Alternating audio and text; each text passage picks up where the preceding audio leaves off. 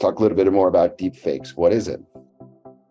It's been used by the, cyber criminals primarily, right, to perform attacks, against companies, against technologies, against industries, for all kinds of things, right? In some cases, it's for ransom.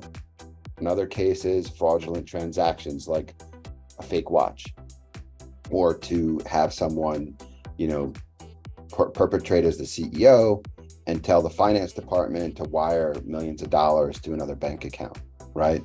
And in other cases, national security incidents. And just as a definition, you can read here on the screen. I'm not going to say it word for word, but the idea is deep fakes are to make something look real.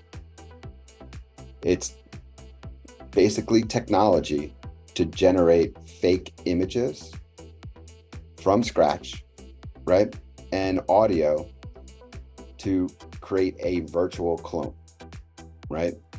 And virtual clones could act, speak, and perform activities much like another individual. But the goal is, right, to get something in the end. If you're a cyber criminal, most of the time you're looking for money. But in other cases, you might be able to gain access to a system to steal company secrets or things of that nature, which in the end probably is money related. Or in some cases, you might be able to destroy something. And how does it work? So deepfake technology is built on top of what's called a GAN, or generative adversarial network. And what a generative adversarial network is a combination of two networks, right? And uses technology or things called face swapping or face replacement technology to create an AI system and develop an encoder. So how can you spot a deepfake attack? Well, why is that important? Well, in the case of CyberWarrior, we are training individuals, right, to be cybersecurity professionals.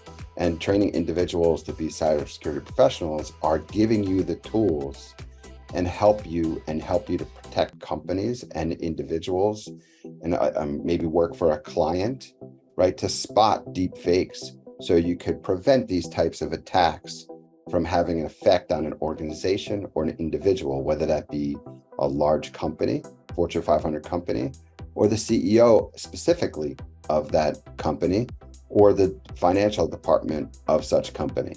And it could range from a very large company to a small company to government institutions. The effect of deepfake and its impacts could be widespread on any organization.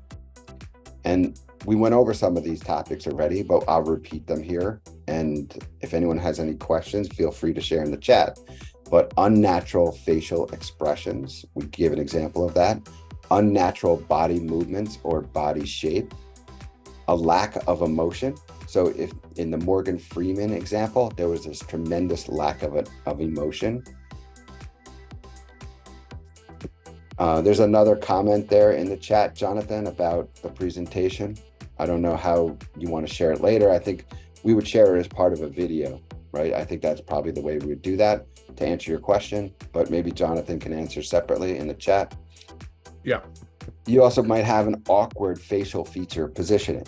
So what stood out for me about the Morgan Freeman example was his eyes. His eyes looked very awkward to me and had very limited natural movement. Coloring, consistent noise or audio, reverse image searches, hair doesn't look very real. Verify, these are all components you can use to help spot a deepfake, right? So why is that important from a cybersecurity perspective? Cybersecurity is built on trust. And if you're trusting that video was Morgan Freeman without looking into it, right, without verifying the media before it's shared, you might be sharing an image yourself that might be doctored or AI generated. right? So what you could do is learn about these things on your own, or as part of the boot camp, you can learn about all the tools and skills you would need to develop as a cybersecurity professional.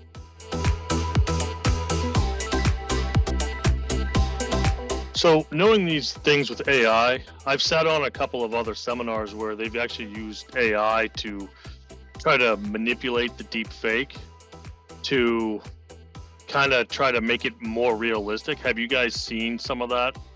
Where, like, say with the eyes in a picture, they generate the eyes. So some of the earlier products, when you did the generation of pictures of individuals that aren't real, the eyes are always kind of, were the tell. They started using AI to generate so that the eyes were a little shifted off, so that way the deep fake was harder to detect. Are you starting to see now, with the advancement of AI, it's beginning to evolve more where they're using the AI to evolve the deep fake so it's harder and harder to detect? Well, I would say my answer to that is it's totally possible, and it's really based on cost, and it's really in regards to cybersecurity. It would be based on, if an attacker is going after a company, how far are they willing to invest to get to embedded enough to where they need to get to their destination, right? So clearly it's possible technology wise to keep modifying and improving the deep fake technology, but it's really based on, there's a cost to it, right? So it really is based on how far the attacker wants to and can go based on their resources. Yeah, I'm just looking at it as not so much an attack, as I just feel like in our upcoming elections, I feel that AI is going to play a big portion of it coming through.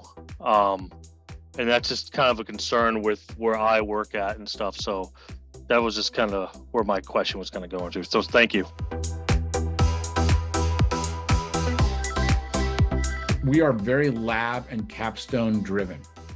By that, I mean, yeah, you teach academic, you teach theoretical because you kind of have to at some level, but we are all about practical experience. How do I apply the skills I'm learning? How do I go into an interview with a hiring manager and say, this is what I can do for you on day one. These are the skills that I bring to the table, even if you've never been paid to perform those skills. So we probably will have you do north of 75 labs over the course of a 28-week period of time.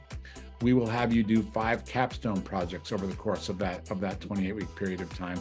The last capstone project being a presentation to all CyberWarrior bootcamp students in total.